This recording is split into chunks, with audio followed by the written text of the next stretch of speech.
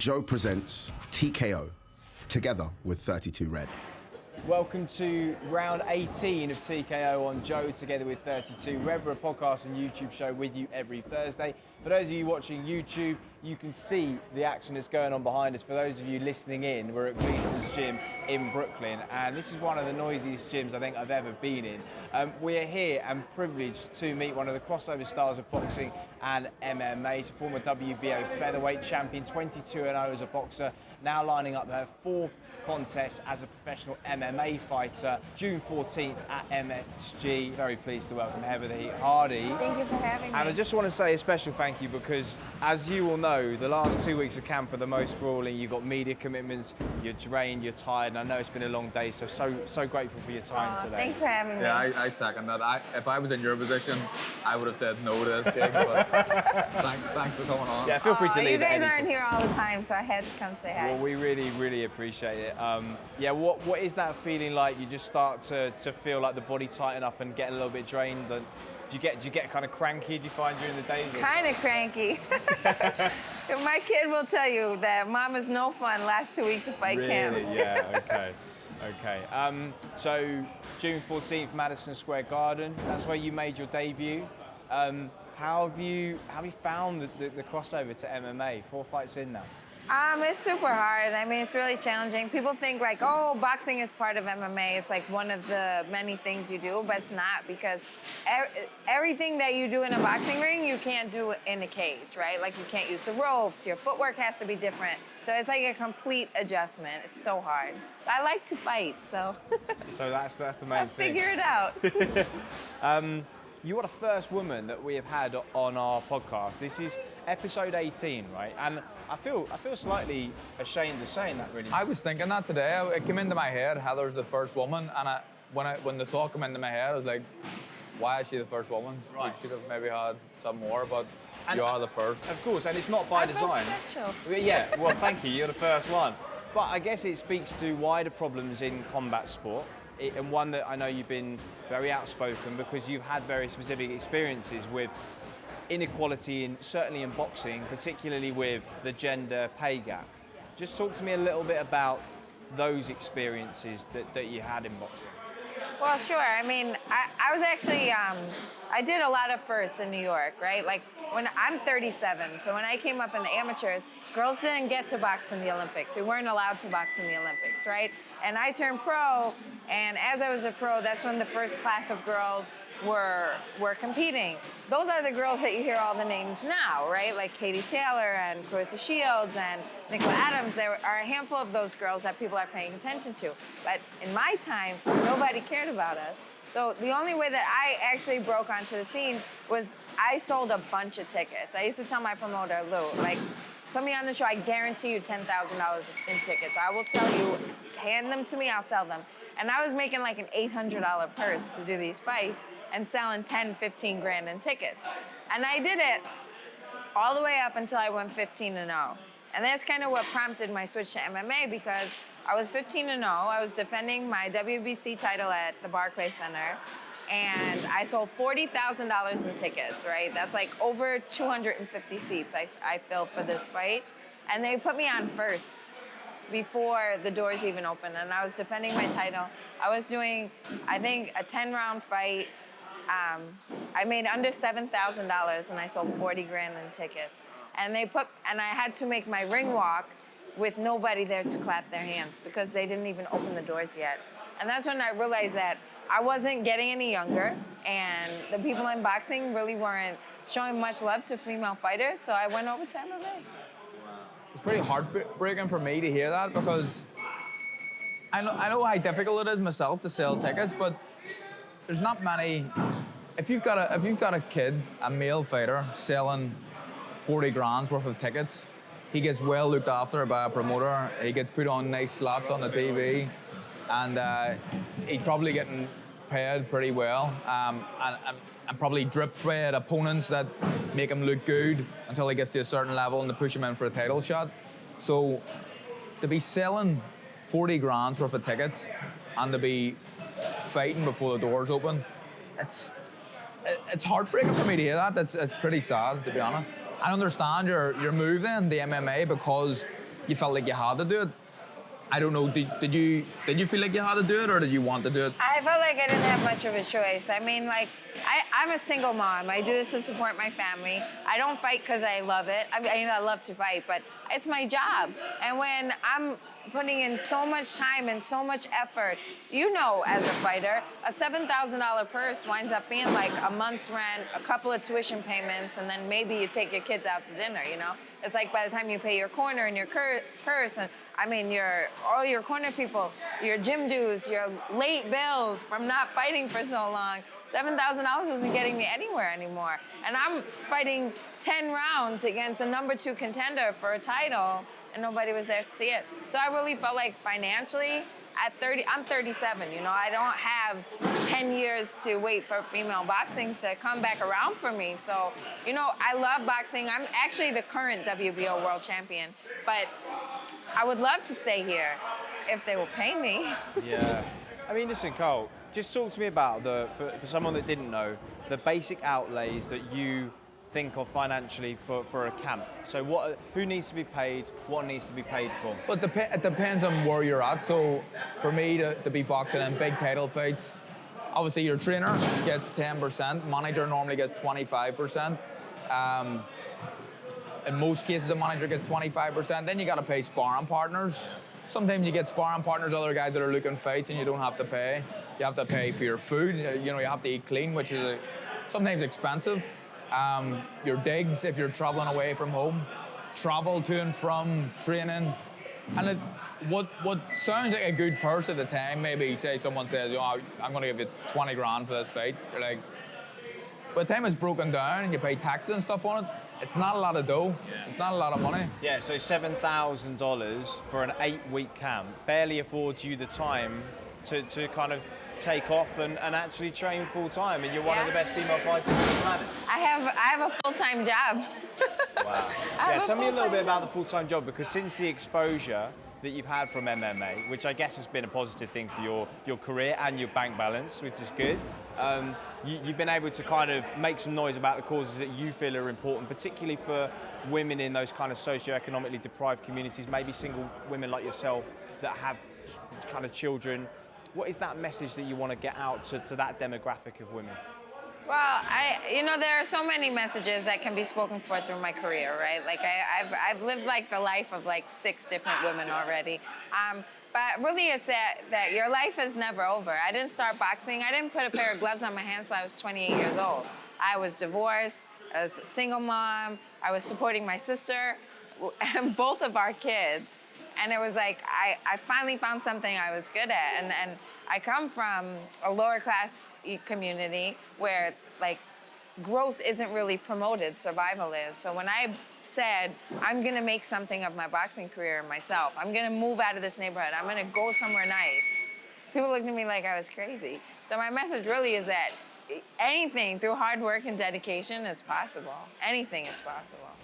At what point in your boxing career then, because I know you've got a manager in Lloyd that cares greatly about kind of females in boxing and does all he can to push them.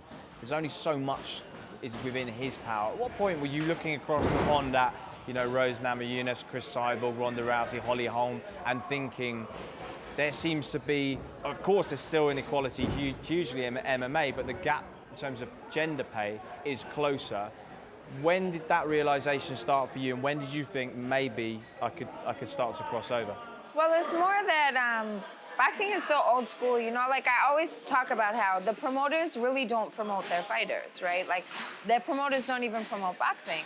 Like, I say this all the time, like Terrence Crawford is probably one of the best pound for pound fighters on the planet, but he could walk into a crowded subway car and nobody would know who he was, right? We know who he is, but the general public doesn't, and that's boxing's fault. That's the promoter's fault. So it's hard enough for boxers as it is to try to go out and get sponsorships and get people behind them, because nobody outside of the community really knows what we're doing. Whereas MMA branches out into like the mainstream people and introduces the fighters and introduces people so that you wind up getting sponsorships and money that isn't really there for boxers.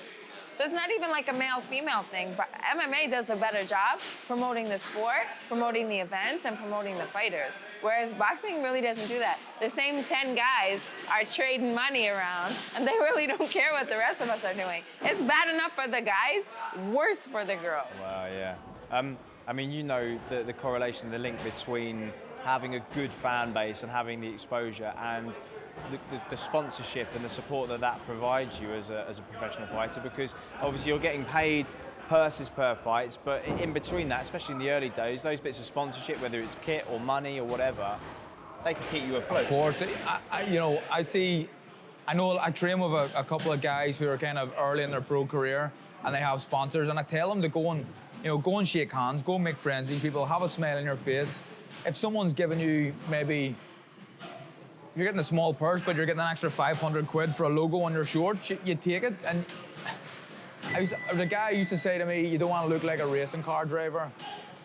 If you're a kid, and you want to earn and you want to make a living and earn properly, you do whatever you want, and you look like a racing car driver and you fill your shorts with sponsors. That's what I say. But it's difficult for, like, I feel like I'm in a very privileged position as a boxer. There's got to be less than 1% of boxers in the world, male or female, that actually can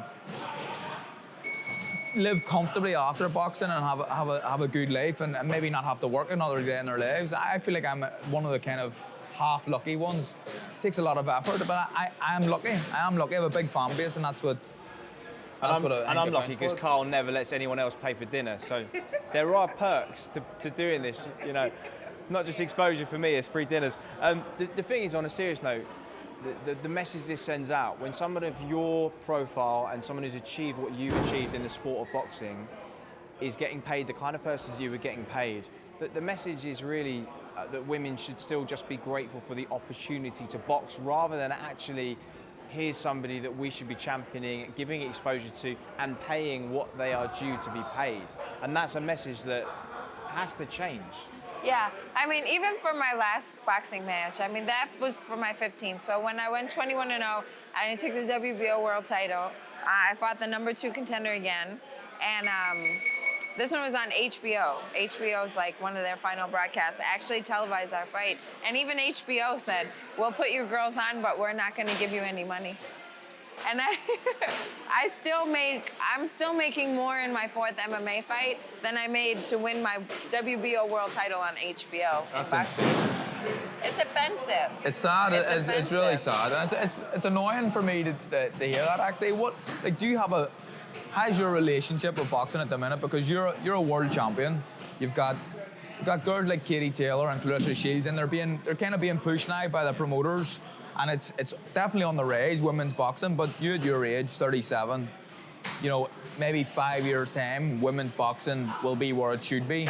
Do you have a better relationship with it at this point in time? I mean, it's like somebody said boxing is like a bad girlfriend, right? Like, boxing really is like my bad boyfriend. Like, he cheats on me, lies to me, makes me promises that he doesn't, but I love him so much. I just can't. I mean, MMA is like the boyfriend with a job and a pension and health insurance, and he wants to help me with my daughter, but I love my bad boyfriend. I love boxing. Boxing isn't a sport. Boxing is from your soul. Boxing is in your heart. I work at Gleason's gym. I come in here every day. I tell my friends I'm going to MMA, and they all curse me out and throw coffee cups at me because I'm cheating on boxing. I love boxing. I mean, if a good opportunity comes along, like, that's where my heart is. That's where my soul is. MMA is more like, I love to fight. So, but it's a good job, like a good side job. Sounds like you've been forced into it, you know what I mean? It sounds like you've been forced to do this and you don't really want to. It's clear to see you have a love for boxing, and it's upsetting for me to hear that as a fighter and knowing how hard it is and the struggles that a fighter has to go through. Yeah. By the time this podcast goes out, you will be 3 or 4 days away from fight night. We've recorded this 2 days before Anthony Joshua versus Andy Ruiz, just so you guys at home know where we are chronologically. But I have to be honest, and I know you'll probably say the same thing, the person I'm looking forward to the most, and we've got Anthony Joshua, Callum Smith, Josh Buatsi, Josh Kelly. I'm looking forward to watching Katie Taylor's fight the most out of all of that, but we both know the reality is she won't be getting paid as much as any of those guys on that. No, No, she won't be. I think Katie Taylor will be, because of where she is, and she's got a lot of sponsorship and endorsements, and she's a huge hero in Ireland. I think she'll be doing a lot better than most of the most men, if I'm being honest. But she's a one-off. There's not many girls getting. I don't think there's any girls getting paid like Katie Taylor. I don't think anyone's getting paid like Katie, but it's still the same. In the same hand, she's getting ready to unify all the belts in her weight division. She's an Olympic gold medalist. I mean, she's not getting paid like a man.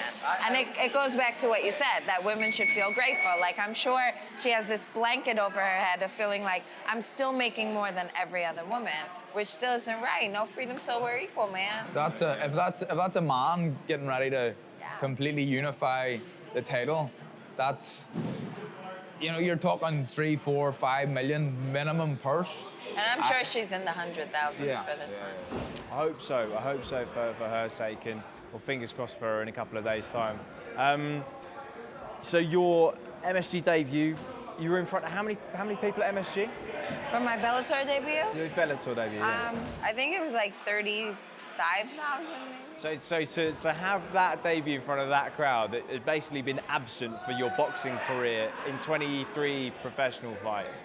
Must have been, aside from the financial recompensation, that must have been such a great feeling for you, right? It's incredible. I felt like an athlete for the first time.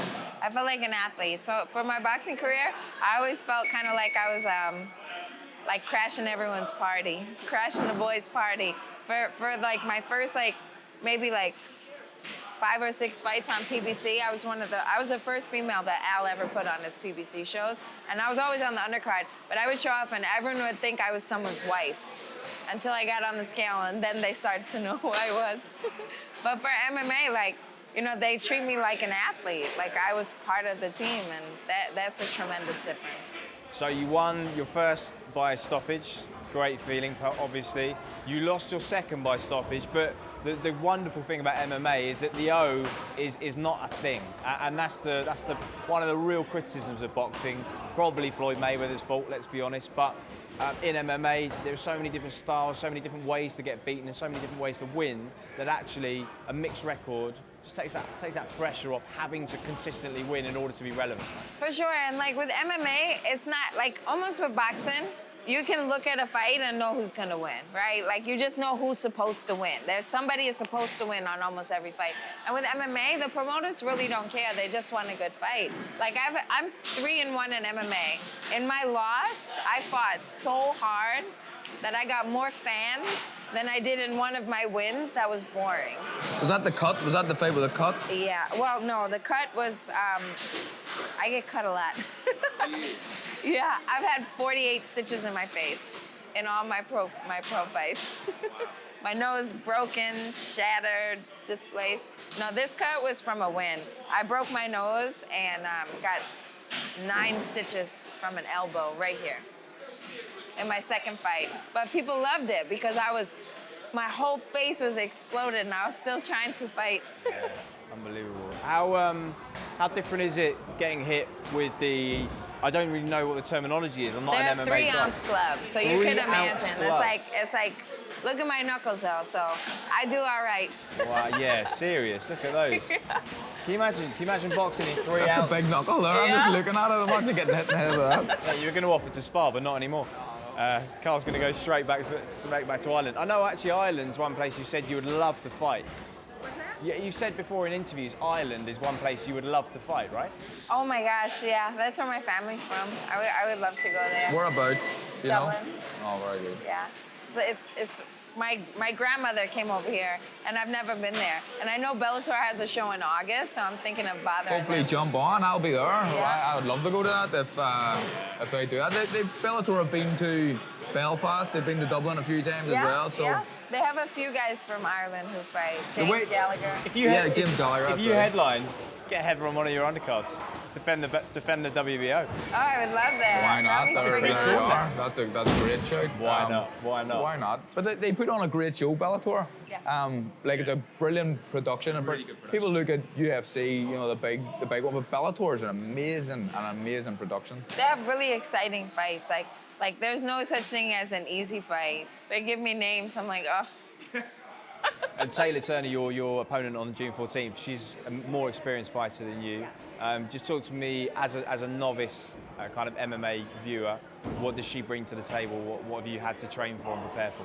I won't watch tape because in my whole career as a boxer or in MMA, I don't watch tape on people because it gets too in your head. I like to react, to go in the ring. I let my team watch the tape and tell me how to prepare, get me sparring partners, get me everything ready. So I just go in and ready to kill the girl. Does that ring true to you as well? I'm someone who I'll watch a little bit. Normally at the start, if I get an opponent, I watch a little bit at the start, and then I won't watch them again. And like yourself, I would let my team do that. And it's like, I know guys who constantly watch their opponents over and over again, but that would do my head in. I wouldn't be able to sleep at night. I like to go and watch something lighthearted at night before I go to bed. I don't want to be thinking about my opponent that's for a fight that's 10 weeks away. Yeah. You wait till it gets a little bit closer, but nah, I'm not into that. Before we go, we have a regular section of the show. It's kind of like a word association. So I'm going to read you a list of words, and when I say the word, I just want you to say the first thing that comes into your head. All right, so this is our 32-second challenge, sponsored by 32 Red, with Heather the Heat Hardy. Boxing. Fun. World champion. Heather Hardy. MMA. Heather Hardy. South Brooklyn. Heather Hardy. You can't just say Heather Hardy. Again. No more. Lou DiBella. A good guy. First ever fight. On the street. Wasn't expecting that. Heather the Heat. Mother. Single motherhood. Tough. Gleason's. Home. Taylor Turner. Is that my opponent? Yeah. Tall girl. I'm glad you knew. Ireland. Ireland. Home. And women's boxing. Broke. Broke, but we're trying to fix it. Yeah. And you're leading the way as one of a number of women I'm not good at that game. No, I thought that was pretty good, except for the sort of four that you just answered with your own name. Yeah. Heather, what a pleasure. And once again, thank you so much for your time. Because I know thank you for having me. And listen, 2 weeks away now, but once this goes out, you'll be just a couple of days away. We wish you all the very best. Thank you so much. For your fight on MSG. So thank you. Hardy. So nice to meet you. Carl, pleasure as always. Thank you at home for watching TKO round 18 done and dusted with Heather the Heat Hardy. Good luck to her. She'll be fighting in 2 days' time, Madison Square Garden in New York on Bellator 222. Make sure you check it out. We'll see you again, as always, in 7 days' time. You've been watching TKO on Joe, together with 32 Red.